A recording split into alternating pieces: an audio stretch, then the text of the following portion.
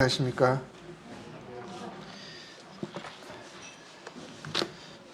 벌써 이제 10월이 됐습니다. 10월, 11월 한 중반까지 이제 가을로 너무 예쁘죠. 가을이 싫다고 하는 사람은 이해를 못하겠어요. 지금 열왕기와 열왕기하 이제 2장, 오늘은 엘리야가 이제 승천하는 그 영광의 모습, 엘리야의 사역의 마지막이죠. 그 부분을 보도록 하겠습니다. 저희들이 지난번에 열왕기와 1장까지 저희들이 봤습니다. 오늘은 2장입니다.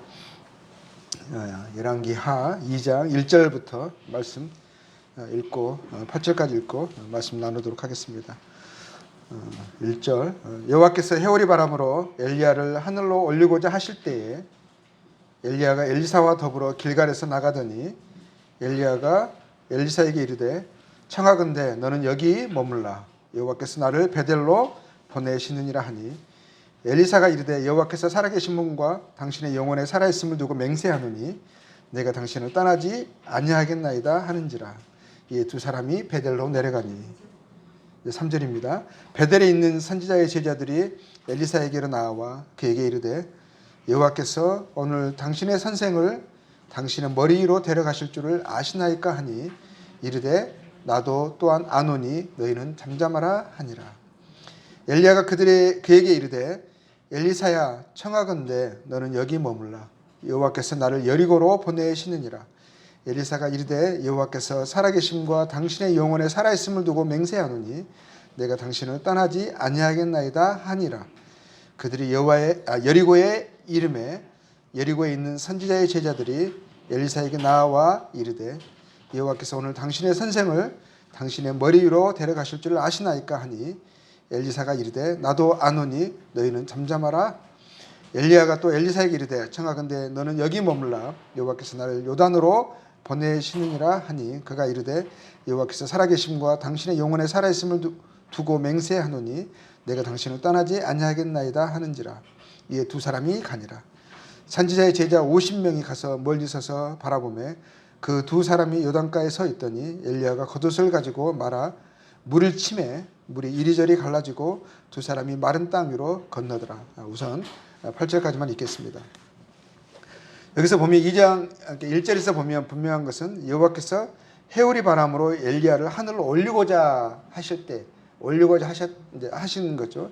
엘리야는 그것을 알았습니다.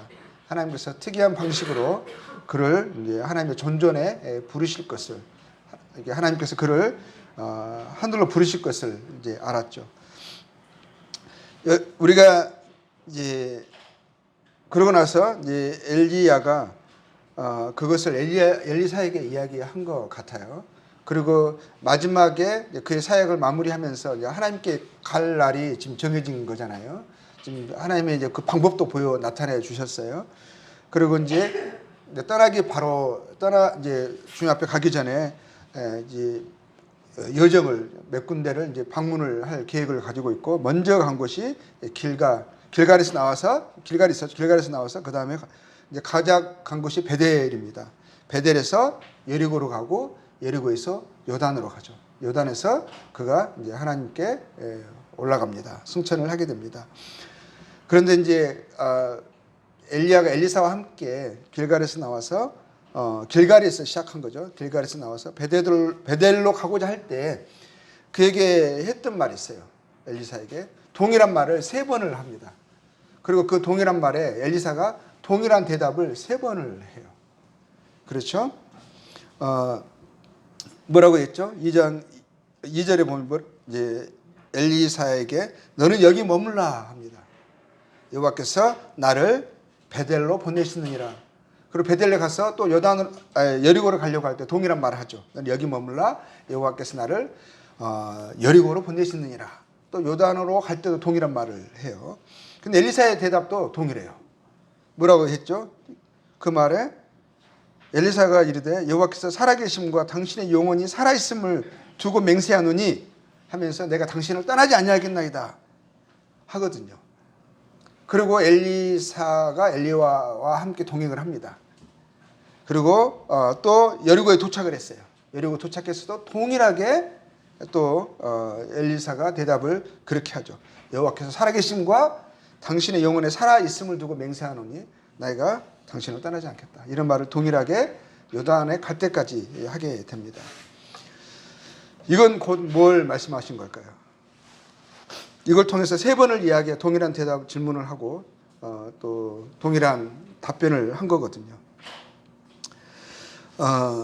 이 세 번의 질문과 또 세 번의 어떤 보면은 청함과 또 세 번의 그 답 속에서 연상이 되는 것이 뭐가 연상이 되시나요? 저는 제일 먼저 연상됐던 것은 부활하신 주님께서 요한에게 나타나셔서 동일한 말씀을 세 번을 하시죠. 네가 나를 사랑하느냐? 이것들보다 이 사람들보다 나를 더 사랑하느냐? 네가 나를 사랑하느냐?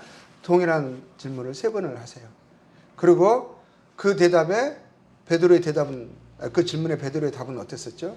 내가 주를 사랑하는 줄 주께서 아시나이다 라고 하는 거거든요. 세 번의 질문과 세 번의 동일한 답변. 여기에서 보면 엘리야가 엘리사를 이제 함께 가기를 원하는 마음이 있는 거거든요. 그렇지만 그를 여기에 머물라 했을 때 뭘 말하는 거죠? 주님, 그러니까 따르는 것은 결국 주님도 이렇게 말씀하셨어요. 마태복음 16장 24절의 말씀 보면 예수께서 제자들에게 이르시되 누구든지 나를 따라오려거든 자기를 부인하고 자기 십자가를 지고 나를 쫓으라 하셨거든요. 주님이 우리가 제자의 삶, 주님의 그 제자들에게 원하시고 요구하시는 그 제자의 삶, 그 부르심은 분명한데 그것은 억지로 강요로 되는 게 아니에요. 주님은 주님을 사랑함으로 우리가 자발적으로 자원함으로 주님과 동행하기를 원하시는 거죠. 그래서 엘리야도 엘리사에게 말한 거거든요. 주님은 이것 통해서 주님 우리에게 말씀하시는 것은 우리가 주님을 따르는 것은 우리가 주님을 사랑함으로 다른 어떤 것보다도 이것이 중하고 가치 있기 때문에 주님을 사랑하기 때문에 내가 주님을 따르겠습니다 하는 결단, 각오이죠. 어떤 일이 일어나더라도 내가 주님을 끝까지 따르겠습니다. 처음에 베델에 가서도 여리고로 갈 때도 또 물어보는 거거든요. 왜냐하면 내가 주님을 따르는 것을 멈출 그러한 이유와 변명은 계속 일어날 수 있거든요. 유혹은 일어날 수 있어요. 거기서 멈출 수 있거든요. 근데 주님은 우리가 중간에 멈추기를 원하지 않으시는 거예요. 우리의 자원함으로, 우리의 선택으로, 우리의 결단으로 믿음의 여정을 끝까지 하기를 원하시는 거죠. 요단까지, 마지막까지. 주님이 이렇게 말씀하셨어요. 마태복음 10장 37절 39절에서도 아버지나 어머니를 나보다 더 사랑하는 자는 내게 합당하지 아니하고 아들이나 딸을 나보다 더 사랑하는 자도 내게 합당하지 아니하고 또 자기 십자가를 지고 나를 따르지 않는 자도 내게 합당하지 아니하니라. 자기 목숨을 얻는 자는 잃을 것이요 나를 위하여 자기 목숨을 잃는 자는 얻으리라 하셨어요. 주님을 사랑하고 그 무엇보다 그 누구보다 주님을 가치 있게 여기고 중요하게 여기지 않으면 주님이 우리에게 명하신 제자의 삶을, 성도의 삶을, 믿음의 삶을 끝까지 따라가기가 어려울 거예요. 중단에 이유와 변명이 있어서 포기할 수가 있어요. 근데 주님은 우리에게 원하신 것은 주님을 사랑한다면, 주님을 그 무엇보다 중요하고 가치 있게 여긴다면 끝까지 믿음의 여정을 다할 것을 우리에게 말씀하시는 거예요. 근데 엘리사가 그렇게 했거든요. 근데 베델에 가서도요, 그곳에 있는 선지자의 제자들이 있었어요. 그들에게도요, 분명하게 엘리야가 떠날 것을, 하늘로 불로 올려질 것을 이야기했을 거예요. 왜냐하면 나올 때마다 선지자의 제자들이 알았거든요. 그래서 그것을 엘리야에게 직접 묻지 않고 엘리사에게 물어요. 당신도 아냐고. 뭐라고 그랬죠? 3절에 나오잖아요. 그에게 이르되 여호와께서 오늘 당신의 선생을 당신의 머리로 데려가실 줄 아시나이까 하면서 그들도 그것을 들었다는 거거든요. 근데 그 여행에 엘리사와 함께 동행하지 않아요. 엘리야와 함께 동행하지 않아요. 우리도 당신과 함께 믿음의 여정을 끝까지 하겠습니다. 함께 하겠습니다. 이렇게 제안하지도 않고요. 엘리야에게 묻지도 않아요. 그 의미가 무엇인지, 정말 하늘로 올려진다는 그 의미가 무엇인지들 자세히 알려고 하지도 않았어요. 대략 그 말씀을 듣고 자기식으로 이해하고 받아들인 것 같아요. 뒤에 보면 엘리야가 승천하고 나서 그들이 엘리야가 해오릿바람에 휩쓸려서 올라가는 걸 봤거든요. 멀리서 봤어요. 가까이 가지도 않았어요. 멀리서 호기심에 본 거예요. 혹시나 하는 마음에 가서 봤는데 보니까 정말 말한 대로 올라가요. 말한 그대로 해오릿바람이 막 올라가는 것 같아요. 올라가는데 나중에 안 보이거든요. 구름에 가려서 안 보였든지 안 보이는 거예요. 근데 그들이 엘리야가 말한 대로 하늘로 하나님의 존재로 하나님의 나라로 곧바로 올라간 그 승천으로 생각하지 않고 뭐라고 나중에 읽어보겠습니다면 읽어보겠지만 후반에 가서는 그들이 다르게 생각을 했어요. 그 말을 있는 그대로 받아들이지 않았다는 것을 그들의 불신과 왜 그들이 엘리야와 함께 동행하지 않았다는 이유를 우리가 짐작할 수 있어요. 주님을 끝까지 믿고 따르는 거, 제자의 삶을 끝까지 살아가겠다는 거, 그 각오와 결단이 우리에게 요구되는 거예요. 이건 우리의 선택이에요. 주님은 우리가 그렇게 살아가기를 원하세요. 우리가 그것을 믿고 우리가 선택하고 결단하고 각오하고 믿음의 여정을 끝까지 해야 되는 거거든요. 주님은 강제하지 않으세요. 이건 강제할 수 있는 것도 아니에요. 억지로 되어지지 않는 거거든요. 주님을 알아감으로 그분을 사랑하게 되어주고 그분의 중요함과 가치를 우리가 인식하여서 주님이 나의 생명이고 모든 것입니다라는 그런 마음의 고백과 결단이 내 안에서 일어나지 않는다면 믿음의 삶을 우리가 끝까지 할 수 없어요. 주님이 그러셨거든요. 좁은 문과 좁은 길을 이야기하셨어요. 그 길은 좁고 협착하여 찾는 이가 적다 하셨어요. 이건 단순히 구원만을 두고 이야기하시는 게 아니에요. 제자의 삶이 성도에 마땅한 삶이 포함이 되는 거예요. 근데 그 찾는 이가 적다 하셨거든요. 왜냐하면 믿음의 여정이요. 끝까지 주의 성도로서, 주의 제자로서 그 믿는 말씀을 내가 믿고 그것을 믿는 것을 쫓아 믿는 대로 살아간다는 거. 그 당연한 거잖아요. 그 말씀 믿는다면 그렇게 살아가지 않겠어요? 주님은 제자라면요. 제자라고 하는 것은 믿는 모든 사람을 이야기하는 거예요. 특별한 몇몇 사람을 이야기하는 게 아니에요. 믿는 사람은 제자라는 것은 따르는 자거든요. 주님을 따르는 자면 믿는 대로 살아가는 것이 요구되어지는 거예요. 열매로 나무를 알지니라 하셨어요. 좋은 나무가 아름다운 열매를 맺고요. 나쁜 나무는 나쁜 열매를 맺는 거예요. 나쁜 나무가 아름다운 열매를 맺을 수가 없어요. 좋은 나무가 나쁜 열매를 맺을 수가 없어요. 주님 우리를 부르셨어요. 우리 안에 생명이 있어요. 소망이 있어요. 약속이 있어요. 그러면 그러한 열매를 맺게 되어 있어요. 그게 당연히 요구되는 거예요. 그러니까 주님에 대한 가치와 그 중요성, 사랑으로 어떠한 상황에도 떠나지 않겠습니다. 뒤돌아서지 않겠습니다. 결단하고 끝까지 가는 삶으로 주님 우리를 부르셨어요. 대충 그만둘 이유, 변명 얼마든지 찾을 수 있죠.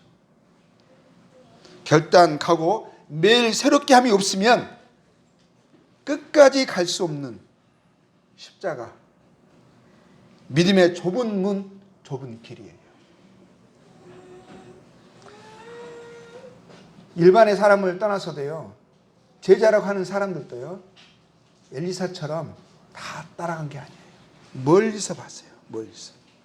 그리고 자기식으로 대충 알았어요. 그렇기 때문에 믿음의 여정을 그와 함께 동행하지 않는 거예요.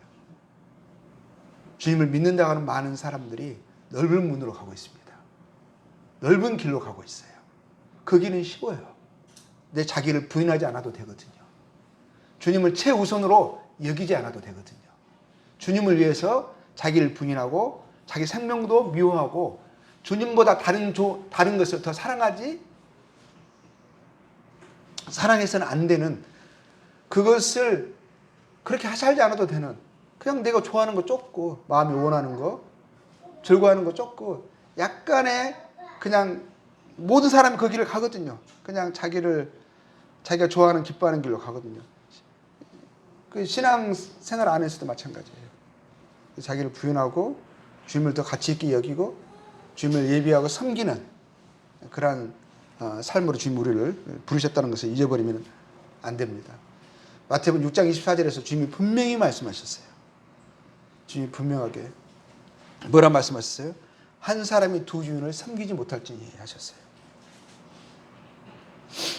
혹 이를 미워하고 저를 사랑하거나 혹 이를 중히 여기고 저를 경히 여김이라. 너희가 하나님과 재물을 겸하여 섬기지 못하니라 하셨어요. 여기에서는 재물만 들어가는 게 아니에요. 재물이 우상이거든요. 탐욕이 곧 우상 숭배니라 하셨어요.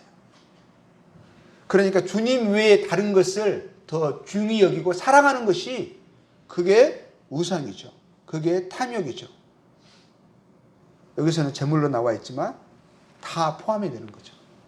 내가 주님을 전적으로 그분을 사랑해서 주님이 요구하시면 그걸 내려놓고 주님만 따를 수 있는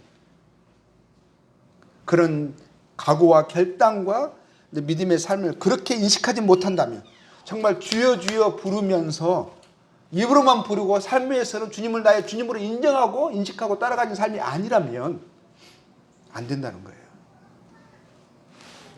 주님이 우리의 입술로만 주님이 아니라 명칭상의 주님이 아니라 실질적인 주님이에요. 주님은 제 삶 속에서 그걸 요구할 수 있는 자격과 권한을 가지세요. 우리가 그러한 삶으로 살아가기를 원하세요. 우리가 주님이 저희 주님이시고 그분은 저희의 사랑을 저희가 그분을 가장 가치 있게 여김을 받으셔야 할 합당한 분이십니다. 주님을 그것으로 그렇게 여기지 않는다면, 사람보다 주님을 더 못하게 여긴다면, 피조물을 조물주보다 더 경배하고 섬긴다면, 그게 하나님의 사랑을 받은 사람으로서의 합당한 중심이에요? 삶이에요? 있을 수가 없는 거죠.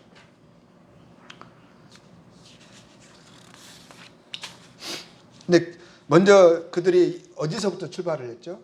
길갈에서 출발을 했습니다. 길갈은 어떤 곳이에요? 이스라엘 사람들에게 있어서의 길갈은 어떤 곳입니까?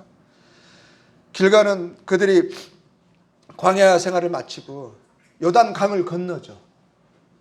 요단강을 건넜을 때 하나님이 놀라우신 뭐죠? 능력으로 홍해가 갈라지는 것처럼 요단강이 갈라졌어요. 요단강에 연합궤를 맨 제사장들의 발이 요단강 안에 서니까 물이 갈라졌거든요.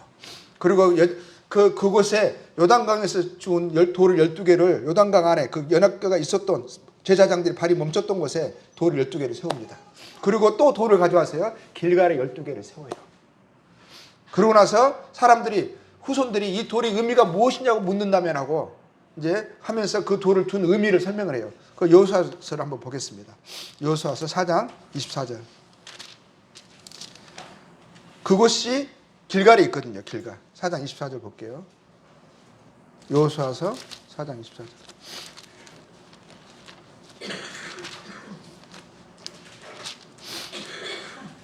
뭐라고 되어 있죠? 이는 땅의 모든 백성에게 여호와의 손이 강하신 것을 알게 하며. 길갈에 12돌이 있습니다. 12돌이 또 의미하는 것은 뭐죠? 땅의 모든 백성에게 여호와의 손이 강하신 것을 알게 하며 너희가 너희 하나님 여호와를 항상 경외하게 하려 하심이라. 길갈이 의미하는 바가 그거거든요. 우리의 하나님 여호와는 강하신 분이시다. 전능자이시다. 그분은 약속하신 것을 반드시 이루시는 분이시다. 그리고 뭘 배우는 거죠? 그러므로 여호와를 경외하는 거예요. 그분을 두려워하고 그분만을 의지하고 그분을 나의 하나님으로 여기는 것. 그게 길갈에 그 돌이 있습니다. 우리의 시작은 항상 여호와를 경외하는 것. 하나님을 아는 것에서 시작하는 것. 하나님을 가장 중히 여기고 가장 사랑하고 하나님과 다른 것을 겸하여 생길 수가 없는 거예요. 아브라함에게 이삭은 얼마나 중요한 존재였습니까? 그의 생명보다 귀한 존재예요. 그래서 하나님이 주신 그 이삭을 정말 그가 기뻐하고 누렸죠. 사랑했죠. 그렇지만 하나님이 이삭을 요구했을 때는 단호합니다. 하나님과 경쟁할 수 있는 것은 그 어떤 것도 없어요. 하나님이 이삭을 번제로 드리라 하실 때 아브라함이 망설이지 않습니다. 하나님과 비교하지 않아요. 하나님은 하나님으로 그가 경외하고 높이는 거예요. 그분이 가장 위에 있는 거예요. 그래서 머뭇거리지 않고 이삭의 심장 위에 칼날을 세우잖아요. 망설이지 않고 찌르려고 해서 멈추시게 하신 분이 하나님이세요. 여호와를 경외하는 것이 지혜의 근본이라 하셨습니다. 근본은 뭐예요? 시작도 되는 거예요. 시작. 우리의 신앙은 하나님을 하나님으로 알고 존중하고 높이는 것, 하나님을 두려워하는 것, 그것이 우리의 신앙의 근본이 되어져야 하고 시작이 되어져야 하는 거예요. 그런데 여전히 신앙 가장 문제가 되는 게 있어요. 하나님을 하나님으로 인정하지 않아요. 말은 하나님인데 하나님의 뜻을 순종하려고 하는 그런 기본의 자세와 결단과 각오가 되어 있지 않아요. 그래서 언제든지 하나님을 떠날 수 있고 버릴 수 있습니다. 이러면 안 되는 거예요. 돌이켜야 되는 거예요.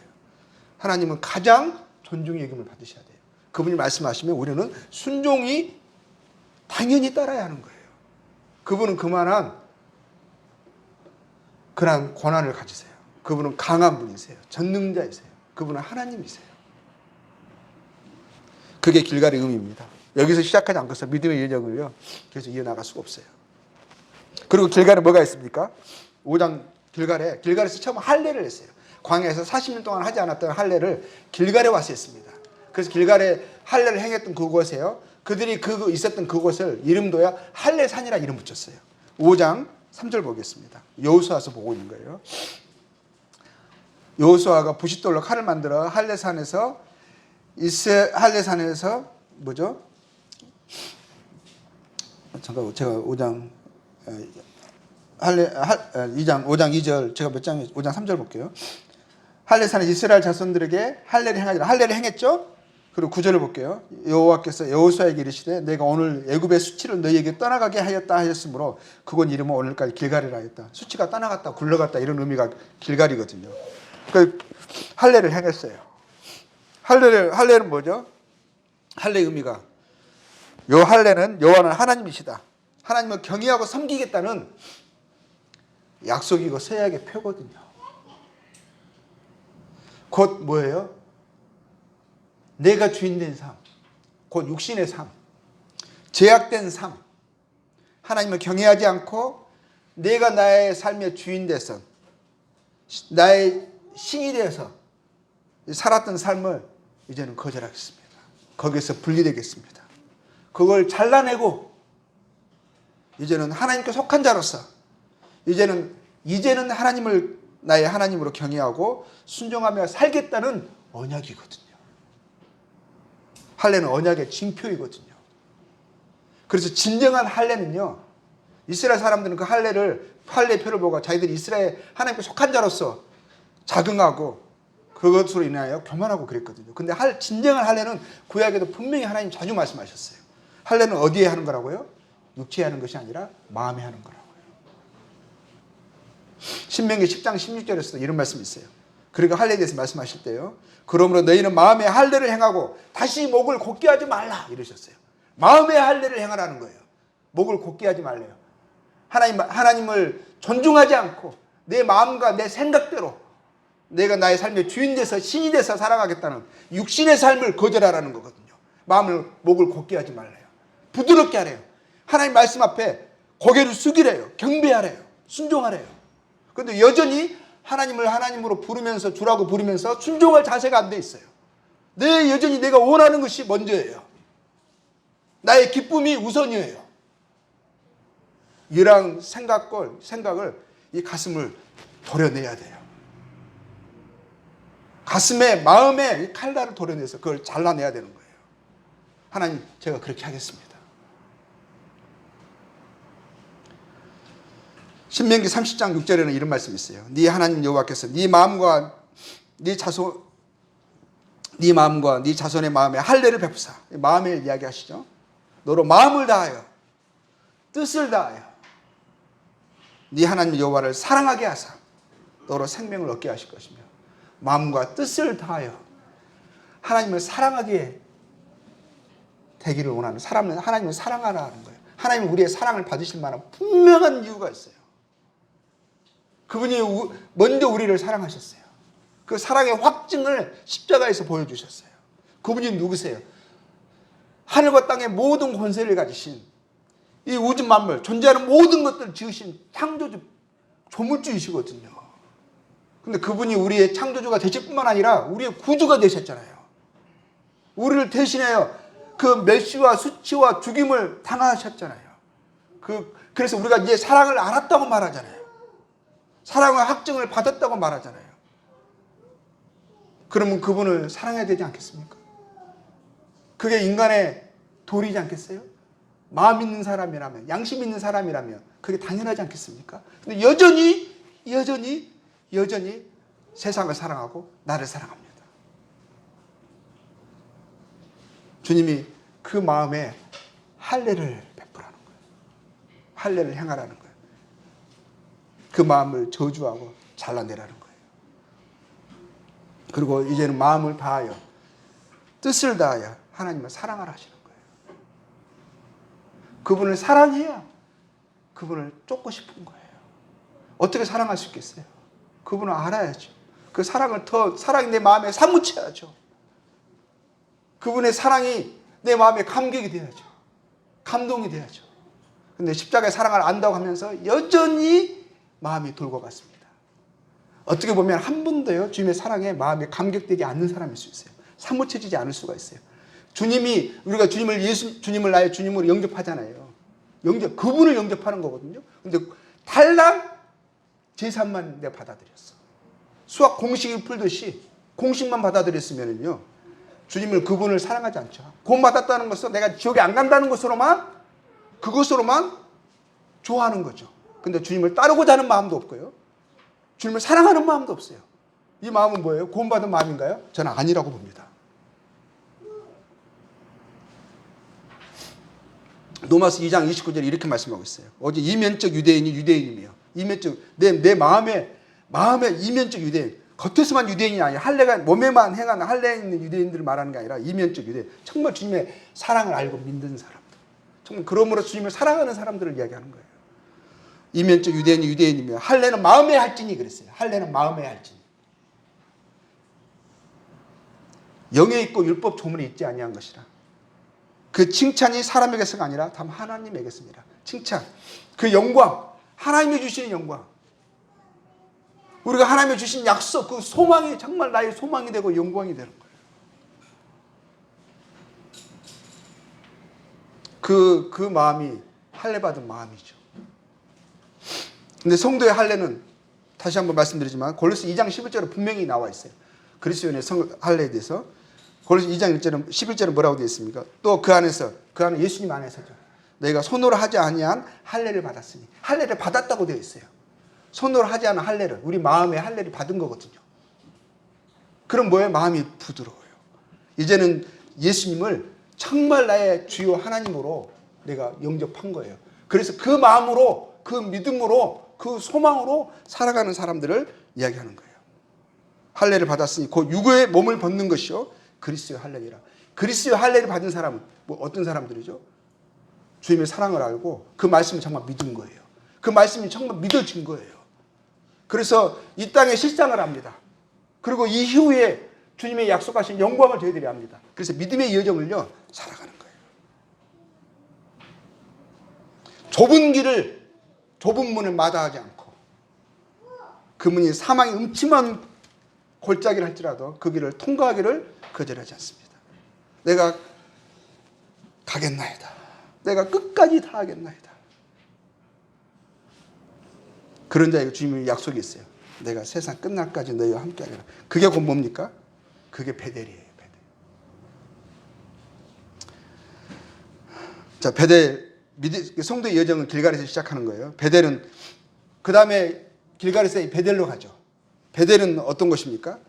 베델은 야곱의 여정이 생각이 납니다. 창세기 28장 보겠습니다. 그냥 제가 읽어드릴게요. 28장 15절에서 16절에 야곱이 지금 도망가는 길이거든요. 이제 시간이 없어서요. 베델에서 하나님이 야곱에게 나타나셨습니다. 그리고 하나님은 그에게 뭐라 말씀하셨어요? 내가 너와 함께 있어. 함께 있어. 이야기하는 거예요. 네게 허락한 것을 다 이루기까지 너를 떠나지 아니하리라. 내가 너와 함께 있고 너를 떠나지 않겠다고 약속이 있는 것이에요. 베델은. 그래서 야곱은 뭐라고 이야기했죠? 여호와께서 과연 여기 계시거늘 그랬거든요. 여호와께서 과연 여기 계시거늘 내가 알지 못하였다 하면서 그곳 이름을 베델이라 짓죠. 하나님의 집이라는 의미죠. 하나님 우리와 함께 하신다는 거예요. 그 약속이 있어요. 성도에게. 그런데 나중에 베델이 어떻게 되죠? 이스라엘이 타락했을 때요. 우상의 본고지가 되어버려요. 백성을 타락하게 하는 곳이 되어버리거든요. 그래서 베델이 정화되어야 되는 거예요. 주님이 함께 하신다고 하니까, 주의 사랑과 은혜를 받았다고, 구원받았다고 하니까 오히려 그것을요, 육체의 삶을 살아가는데 이용하는 거예요. 하나님의 사랑을 육체의 향락을 쫓아가는데 사용합니다. 구원받았으니까. 그거는 내가 어떤 죄를 지어도 내가 지옥 안 간다는 말 아니야? 그러면 뭐 이렇게 살아도 괜찮겠네? 이게 육신의 삶을 살아가는데 우상의 삶을 쫓아가는데 이 본고지가 되어버린 거예요. 주의 사랑이 악용되고 있습니다. 근데 정말 주님의 사랑을 안다면, 십자가의 은혜를 정말 안다면, 그 약속을 내가 믿는다면 우리는 어떻게 하죠? 내게 허락하신 것을 다 이루기까지라고 되어 있어요. 주님이 말씀하신 약속이 있어요. 이 땅에 살아가는 이유와 목적이 있어요. 그것 때문에 우리를 남겨두신 거예요. 마태복음 28장 18절 20절에 주님 뭐라 말씀하셨어요? 예수께서 나와 말씀하여 이르시되 하늘과 땅의 모든 권세를 내게 주셨으니, 하늘과 땅의 모든 권세를 가지신 분이 누구시라고요? 저의 주님이세요. 저의 구주, 우리 주 예수 그리스도이세요. 그분이 하나님이세요. 그분이 우리에게 말씀하세요. 명령하세요. 뭐라고요? 너희는 가서 모든 민족으로 제자를 삼아. 제자를 삼기 위해서는 우리가 제자가 돼야 되겠죠. 제자는 그분을 따르는 자들이에요. 그분을 따르라는 거예요. 하늘과 땅의 모든 권세를, 주님의 가신 길을 가라 이거예요. 근데 주님이 우리가 주님의 가신 길, 주님의 우리에게 명하신 삶을 우리가 쫓아가야죠. 그 길이 좁고 협착하더라도 우리가 그 길을 포기하지 말고 끝까지 가야죠. 잠시 중간에 이탈했다면 다시 돌아와서 끝까지 마지막까지 다시 내가 이 길을 떠나지 않으리 하는 마음의 결단으로 우리가 끝까지 그 문을 바라보면서, 푯대를 바라보면서 가야죠. 근데 그런 성도 주님이 뭐라고 말씀하셨어요? 그 뒤로 제자에게 하신 말씀이 제자가 되라 하셨거든요. 그리고 우리의 삶을 통해서 다른 사람들에게 제자의 삶을 살아가도록 종용하고 본이 되고 격려하셨거든요. 그러면 사실 말씀이 뭐예요? 내가 너에게 분부한 모든 것을 가르쳐 지키게 하라. 내가 너에게 분부한 모든 것. 주님이 성도에게 합당한 삶에 대해서 분부를 하셨어요. 제자가 어떠해야 하는지, 어떤 삶이 제자의 삶인지 분명하게 말씀하셨다는 거예요. 그런 자들에게 뭘 약속하셨죠? 내가 세상 끝날까지 너희와 함께하리라. 베델이죠, 베델. 내가 세상 끝날까지 너희와 함께하리라. 내가 너와 함께 있어. 내가 너를 떠나지 아니하리라. 네가 허락한 것을 다 이루기까지. 내가 너에게 명한 것을, 내가 너를 통해서 이루고자 하는 것을 다 이루기까지 내가 떠나지 아니하리라 하셨거든요. 주님은 우리에게 이걸 요구하시는 거예요. 주님이 함께 하시면 우리가 믿어야겠죠. 그게 베델이거든요. 그걸 믿고 또 우리에게 주어진 삶의 이유와 목적이 있어요. 제자의 삶이 있어요. 성도에 마땅한 주님을 따르는 삶이 있어요. 주님 우리와 항상 함께 하신다고 그런 우리에게 말씀하셨어요. 항상 함께 하신다. 주님의 임재가 우리와 함께 하시면 우리가 그런 삶을 살아가요. 그런 삶을 살아가지 못하고 내 마음대로 살아가면 주님이 함께 하심이 부담이 되죠. 겁이 나죠. 무섭죠. 근데 주님이 함께 하신다면서 내 여전히 내 삶, 내 생각과 나의 세상의 풍전으로 살아간다? 그거는 모순되는 말이에요. 맞지 않는 말이에요. 나의 유익과 나의 즐거움을 쫓아간다? 내가 원하는 삶이, 내가 정한 삶이 먼저다? 너무 이상한 거예요. 모순되는 삶이에요. 주님 우리와 함께 하신다고 하셨어요. 고린도전서 3장 16절에는 너희가 하나님의 성전인 것과 하나님의 성령이 너희 안에 계시는 것을 알지 못하느냐, 이렇게 말씀하셨어요. 주님 우리 안에 거하시거든요. 우리와 함께 하시거든요. 그러면 우리에게 하나님이 무엇을 분부했는지, 우리에게 무엇을 요구하시는지 우리가 그 삶을 살아가야죠. 성도의 삶을, 제자의 삶을 살아가야죠. 주님이 정말 나의 삶의 주인 되셔야죠. 그분이 말씀하셨으면 내가 원하는 것을 내려놓고 주님을 쫓아야죠. 그리고 여리고로 갑니다. 여리고. 베델에서 여리고로 가죠. 여리고는 어떤 것이죠? 우리 잘 알잖아요. 여리고는 하나님이 그들을 위해서 친히 싸우신 곳이에요. 가나안 땅에 와서 첫 번째 정복한 곳이죠. 믿음으로 약속받은 땅에 들어가서 처음으로 정복하였던 곳이에요. 믿음이 없이는 하나님 기쁘시게 할 수 없죠. 우리는 승리할 수 있습니다. 정복할 수 있습니다. 우리의 죄의 육신, 소욕, 다른 사람들의 강요, 세상의 풍조, 유혹들에 대해서 우리가 주님을 바라봄으로 이것들 우리가 물리칠 수 있어요. 무너뜨릴 수 있어요. 그 위용에 압도가 되지만 우리가 과연 이것을 이길 수 있을까? 나의 제약된 생각과 습관들을 내가 떨쳐버릴 수 있을까? 이 세상은 너무나, 사람들의 요구는 너무나 크고 강렬한데 내가 이걸 승리할 수 있을까? 할 수 있어요. 근데 주님 우리와 함께 하십니다. 그분을 경외하는 우리는 그분을 경외합니다. 그분이 말씀하신 것이 반드시 이루어질 것을 압니다.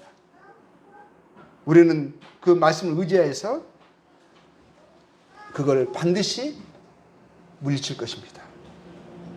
히브리서 11장 6절에는 뭐라고 되어 있어요? 믿음이 없이는 하나님을 기쁘시게 하지 못한다 하셨어요. 하나님께 나아가는 자는 반드시 그가 계신 것과 또한 그가 자기를 찾는 자들에게 상 주신 이심을 믿어야 할지니라 하셨어요. 우리가 믿음에서 성장해야 되죠. 그리고 성장한다는 것은 의의 말씀을 경험하는 거예요.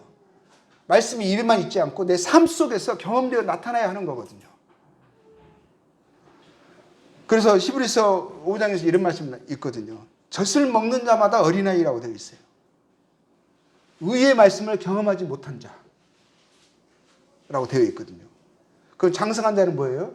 그 말씀을 살면서 경험하는 거예요. 어떻게 경험할 수 있겠어요? 그 말씀 믿고 그 말씀 의지해서 순종할 때 그 말씀이 나의 삶에서 경험되는 거예요. 아, 하나님 말씀하신 대로 말씀하신 의미가 이것이었구나. 하나님 의지하고 그것을 순종했더니 하나님이 역사하신 것을 내가 경험하는 거예요. 그래서 나중에는 갈수록 하나님 의지하는 것이 더 쉬워지는 거예요. 경험돼서 나타났기 때문에. 근데 그렇지 않으면 너무너무 이건 두려움이거든요. 근데 먼저 시작하지 않고서는, 발을 내딛지 않고서는 하나님의 역사를 우리가 경험할 수 없어요. 우리가 믿음에서 자라가야 됩니다. 의의 말씀을 경험해야 돼요. 우리가 여리고를 반드시 승리해야 돼요. 통과해야 돼요. 그 요단은 어떤 곳이죠? 요단. 그리고 요단으로 갔잖아요. 요단으로 갔다는 것은 요단 건너편에 가는 거거든요. 다 요단 동편이거든요. 지금 다 이 길갈, 베델, 여리고는 다 요단 2편에 있어요. 요단 4편에 있어요. 요단 강을 건너서 동편으로 가는 것을 요단을 간다, 요단을 이야기하는 거거든요. 주 예수님도요, 주 예수님 사역을 시작하기 전에 요단을 먼저 건너셨거든요. 저편에서 시작하셨어요. 동편에서. 그곳은 가장 낮은 곳이에요. 예수님이 그곳에서 침례를 받으셨어요. 요단 동편 베다니에서 받으셨죠. 요단은 낮은 곳이거든요. 곧 나를 위한 내 삶을 버리는 곳이죠. 고린도후서 5장 15절에 이런 말씀이 있어요. 그가 모든 사람을 대신하여 죽으심은 살아있는 자들로 하여금 뭐라고 되어 있죠? 다시는 이렇게 되어 있어요. 그분을 나의 주님으로 우리가 모셔드린 자들은 그분의 죽으심과 부활을 통해서 그분의 구원을 감사하고 믿음으로 그분을 따르겠다고 하늘의 소망 가운데 살아가고 있는 성도들은 뭐라고 되어 있어요? 다시는 그들 자신을 위하여 살지 않고 오직 그들을 대신하여 죽었다가 다시 살아나신 이를 위하여 살게 하려 함이라. 그전에는 뭐였죠? 우리 자신을 위하여 살았거든요. 내가 원하는 것이 먼저였거든요. 삶의 우선순위는 나의 원함이었고 나였거든요. 나의 기쁨이었거든요. 근데 그것이 다 뭐예요? 세상과 육신이라고요. 세상의 풍조라고요. 근데 이제는 뭐라고요? 다시는 그렇게 살지 않겠다는 거예요. 내가 예수님을 나의 주님으로 모셨다라는 것은 그 의미거든요. 내가 그분을 영접했다라는 의미는, 내가 구원받았다라는 의미는 그 의미예요. 그 의미. 근데 그런 마음이 없는데 구원받았다고요? 그런 결단이 없는데 믿음의 삶을 산다고요? 아니에요. 이거 내가 다시는 내 자신을 위하여 살지 않겠습니다. 어제 저를 대신하여 죽었다가 다시 사신 주님을 위하여 살기를 원합니다. 이 중심이 있는 거거든요. 이 중심이, 이 마음의 소원이 생긴 거거든요. 갈라디아서 2장 20절에 뭐라고 되어 있어요? 내가 그리스도와 함께 십자가에 못 박혔나니. 주님이 십자가에서 못 박힌 이유를 우리가 알았죠. 들었죠. 그러면서 뭐라고 하는 거예요? 그걸 받아들이는 우리들은 그런즉 이제는, 또 나와 있어요. 이제는 내가 사는 것이 아니요 오직 내 안에 그리스도께서 사시는 것이래요. 내가 사는 것이 아니라 뭐예요? 내가 나의 삶의 주인 돼서, 내가 나의 삶의 신이 돼서 내 원함과 육체의 소요, 세상의 풍조를 쫓아 살지 않겠습니다. 이거거든요. 그 삶을 거절합니다. 할례를 행하는 거예요. 마음의 할례를. 그리고 이제 주님이 나의 삶의 주님이십니다. 예수님이 나의 주님이시고 나의 하나님이십니다. 도마가 그랬거든요. 도마가. 주님의 부활을 보고 나서 나의 주님이시요 나의 하나님이십니다. 이랬어요. 이제 내가 육체 가운데 사는 것은 나를 사랑하사 나를 위하여 자기 자신을 버리신 하나님의 아들을 믿는 믿음 안에서 살겠습니다. 하나님의 아들이 예수 그리스도께서 나의 삶의 생명이시고 주인이시고 그분만이 나의 삶의 가장 우선순위가 되십니다. 그분 안에서 우리가 주어진 것을 누릴 수 있어요. 기뻐할 수 있어요. 근데 그것이 주님보다 먼저가 아니에요. 그러고 나서요, 이 이제 아까 말씀드린 대로 그렇게 할 때 베델에서도 그랬고 여리고에서도 그랬고 다른 제자들이 아까 말씀드린 대로 엘리사에게 나왔다 그랬죠.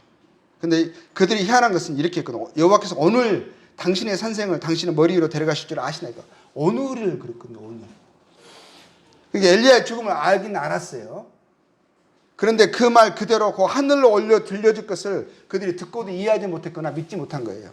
그리고 그들은 오늘이라는 시점을 참 그것에 관심이 많죠.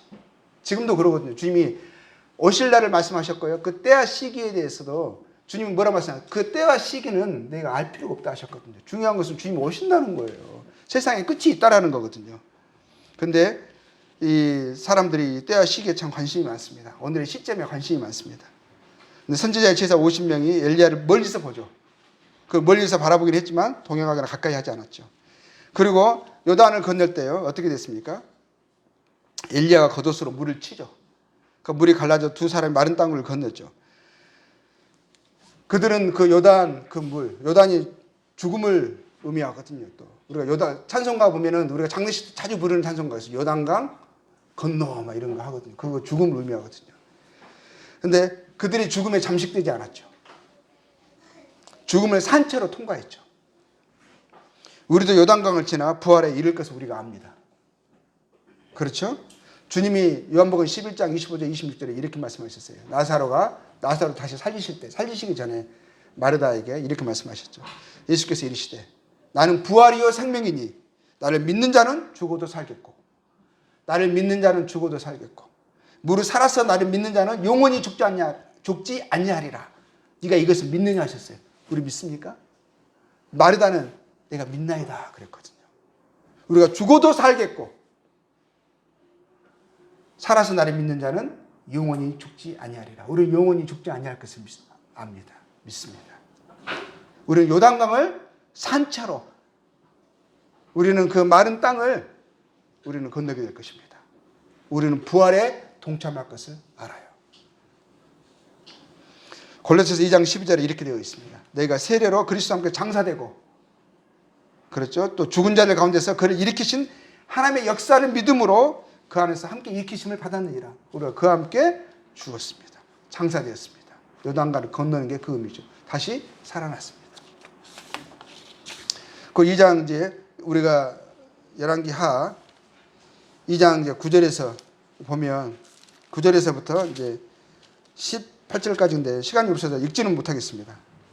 근데 분명한 것은 그리고 이제 요단강에 와서 건너서 엘리야가 죽습니다. 근데 엘리야에게는 요단 이편이요. 요단강을 건너서 이편에 오는 게 그에게는 죽음이었죠. 근데 그 죽음이 곧 뭐였었죠? 그 영광에 들어가는 것이었죠. 근데 엘리사는 거기에서 요단에서 엘리야의 영광의 승천을 보았습니다. 구약에서요, 죽음을 보지 않고 하늘로 옮겨진 자가 2명 있습니다. 누구죠? 에녹과 엘리야입니다. 이 엘리야입니다. 근데 신약에서도 있어요. 죽음을 보지 않고 옮겨진 자가. 누구 있죠? 주님이 말씀하셨는데 데살로니가 후서 4장 17절 보면 주님이 다시 오실 때 우리 살아남아 있는 자들도 살아남은 자들도 살아남은 자, 주님 다시 오실 때 살아남은 자들 있죠. 구름 속으로 끌어올려 공중에서 주를 영접하게 하시리니 이건 장차 되어질 일이에요. 그러니까 성경 전체에서 구약에서는 에녹과 엘리야가 있고 신약에서는 장차 되어질 주님이 다시 오실 때 그때 살아남은 자들, 주님을 믿는 자들은 죽음을 보지 않고 공중에 들어 올려질 것입니다. 근데 엘리사는 엘리야의 영광의 승천을 보았어요. 뭐죠? 불수레와 불말을 보았거든요. 근데 불수레와 불말을 타고 이 엘리야가 승천한 게 아니에요. 불말과 불수레는 11절 보면 2장 11절에 두 사람이 길을 가며 말하더니 불수레와 불말이 두 사람을 갈라놓죠. 갈라놓고 엘리야는 뭘로요? 해오리 바람을 하늘로 올라가거든요. 근데 좌우간 누구는 엘리사는 불말과 불수레를 봤어요. 다른 제자들은 멀리서 있던 제자들은 못 봤어요. 해오리로 올라간 것만 봤죠.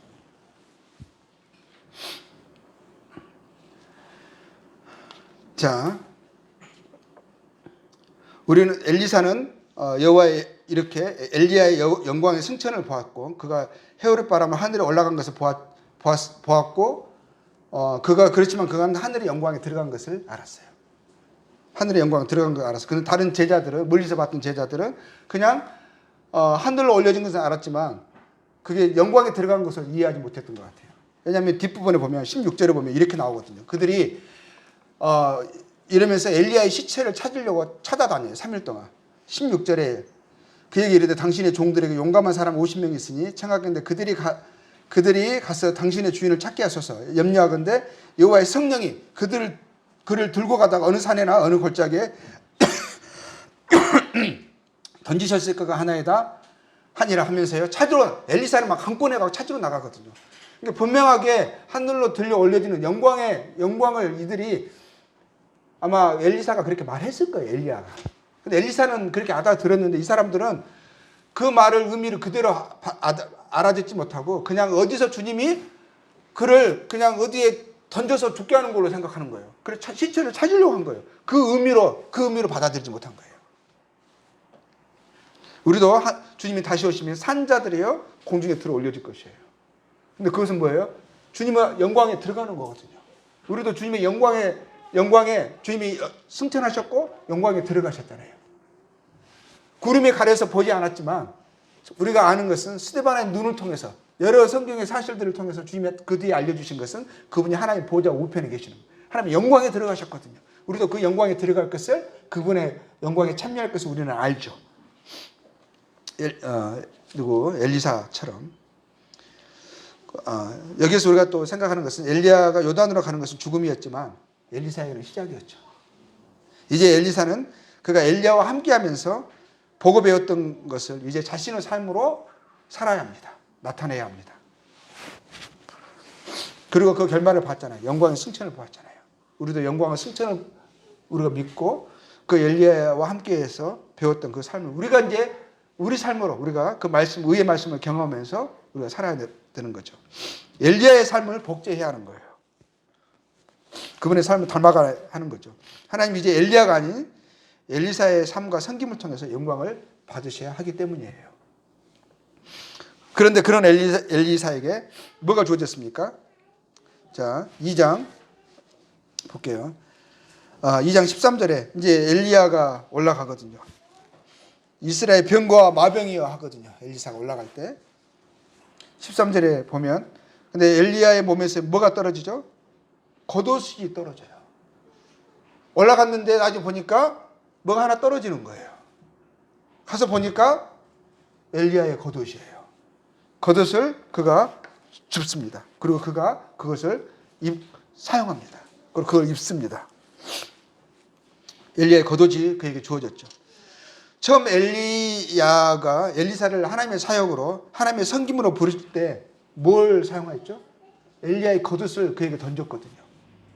그리고 그때 엘리사는 하나님의 부르심에 모든 것을 버리고 응했었죠. 그게 열왕기상 19장에 19절 21절에 나오죠. 엘리사는 엘리야와 함께했던 그 동행, 그 행적의 역사가 있죠. 그리고 그와 함께 요단을 건넜고요. 엘리야의 영광과 승천을 보았습니다. 그리고 그런 그에게 엘리야의 겉옷이 주어졌죠. 이제 엘리사는 엘리야의 죽음의 장소이면서 영광의 장소인 그곳에서 그에게 주어진 엘리야의 겉옷을 입고 이제는 반대로 요단을 건너서 믿음의 여정을 해야 하는 거죠. 길갈, 베델, 여리고. 그럼 나중에는 다시 요단으로 돌아오겠죠. 믿음의 여정을 그가 이제 시작해야 되는 거죠. 우리에게 승천하시고 영광의 보좌 가운데 계시고 장차 오실 예수 그리스도의 위임, 사명과 그리고 그의 영이신 성령, 곧 엘리야의 겉옷이 저희에게 주어진 것을 아십니까? 우리에게 그리스도의 사명이 위임이 주어졌습니다. 너희는 나를 따르라 하셨습니다. 그리고 저희에게 성령이 주어졌어요. 그 일을 할 수 있도록. 엘리사에게 엘리야의 겉옷이 주어진 것처럼 저희들에게 성령이 하나님의 예수 그리스도의 명령이 사명이 위임이 저에게 주어졌습니다. 우리 성도는 그 겉옷을 입고요. 우리가 이 땅에 사는 이유와 목적을 따라 살아야 하는 거예요. 그리고 우리에게 주어진 믿음의 여정을 믿음의 순례를 끝까지 해야 하는 거예요. 중간에 포기할 수 없어요. 멈출 수 없어요. 잠시 갯길을 갔다 할지라도 다시 그 길로 와서 끝까지 해야 되거든요. 처음에 잘했다가 나중에 길을 이탈해서 계속 이탈한 상태로 머물다가 요단을 건너게 된다면 정말 부끄러움이 될 거예요. 우리가 믿음의 여정을 끝까지 그 순례를 다해야 합니다. 그리고 마침내 우리의 요단을 건너서 영광의 승천을 해야 하는 거죠. 그리고 우리의 겉옷을 나의 엘리사에게 물려줘야 하지 않겠습니까? 선한 본을 끼쳐서 믿음의 삶을 살았던 선한 본을 그 믿음의 삶이 힘있게 살아가도록 우리의 후손들에게 우리의 사랑하는 사람들에게 격려하고 또 용기와 결단을 갖고 그 길을 계속할 수 있도록 우리가 물려줘야 되지 않겠습니까? 그 본을 끼쳐야 되지 않겠습니까? 그래서 로마서 13장 말씀 보겠습니다. 로마서 13장 11절입니다. 우리에게 주어진 엘리야의 겉옷을 봅시다. 13장 11절 또한 너희가 이 시기를 알거니와 자다가 깰 때가 벌써 되었으니 이는 이제 우리의 구원이 처음 믿을 때보다 가까웠습니다. 밤이 깊고 낮이 가까웠으니 그러므로 우리가 어둠의 일을 벗고 빛의 갑옷을 입자. 우리에게 빛의 갑옷이 주어졌어요. 낮에와 같이 단정히 행하고 방탕하거나 술 취하지 말며 음란하거나 호색하지 말며 다투거나 시기하지 말고 오직 주 예수 그리스도로 옷 입고 정욕을 위하여 육신의 일을 도모하지 말라. 주님이 우리의 앞서 가셨습니다. 우리의 믿음의 본을 자취를 남겨주셨습니다. 주님의 의를 힘입고 그분의 믿음의 그 가신 길을 우리가 쫓아서 그분을 닮아가는, 또 그분이 우리에게 명하신 그 제자의 삶을 우리가 믿음의 순례를 끝까지 해야 되지 않겠습니까? 디모데 후서 4장 3절 보겠습니다.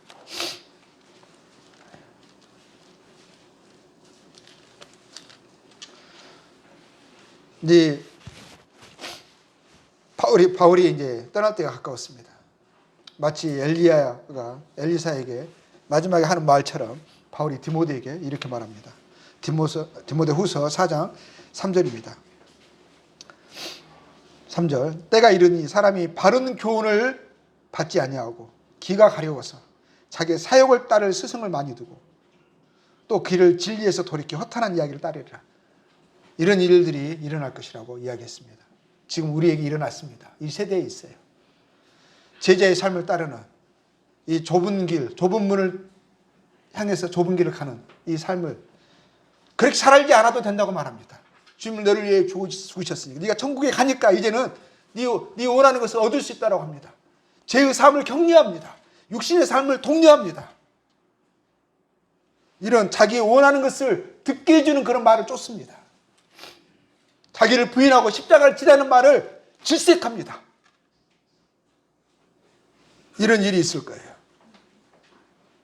근데 거기에 듣지 말라 하는 거예요. 진리에 굳게 서서 우리에게 주어진 믿음의 여정 끝까지 하라 하십니다. 5절 보겠습니다. 그러나 너는 모든 일에 신중하여 고난을 받으며, 신중하여 우리가 무엇을 듣고 보고 배웠는가, 우리에게 주어진 사명과 유임이 무엇인가,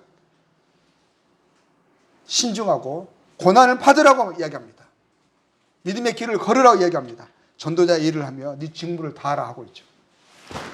우리에게 주어진 제자의 삶을 다하라 말하고 있습니다. 7절 보겠습니다. 6절. 전제와 같이 내가 벌써 부어지고 나의 떠날 시각이 가까웠도다. 꼭 엘리사에게 말하는 것 같습니다. 나는 선한 싸움을 싸우고 나의 달려갈 길을 마치고 믿음을 지켰으니, 우리가 그렇게 해야 되지 않겠습니까? 이제 후로는 나를 위하여 의의 면류관이 예비되었으므로 주고 의로우신 재판장이 그날에 내게 주실 것이며 내게만 아니라 주의 나타나심을 사모하는 모든 자에게 도니라 그랬어요. 그러면서 디모데에게 겉옷을 줍니다. 네가 이 믿음의 삶을 계속하기를 원한다. 내가 내게 본을 끼친 것처럼, 그 자취를 남긴 것처럼 그 삶을 살아가기를 원한다. 우리가 그렇게 엘리사처럼 그 겉옷을 입고 믿음의 여정을 우리가 다하기를 원합니다. 디모데에게 요구되었던 그 고난의 삶을, 우리에게 주어진 믿음의 삶을, 제자의 삶을 우리가 마지막까지 다해서 믿음의 경주를 우리가 다하기를 참 소원하는 마음이 있습니다. 끝까지 신실하게 그 여정을 마치기를 원하는 마음이 있습니다. 자, 여기까지 하겠습니다. 네, 감사합니다.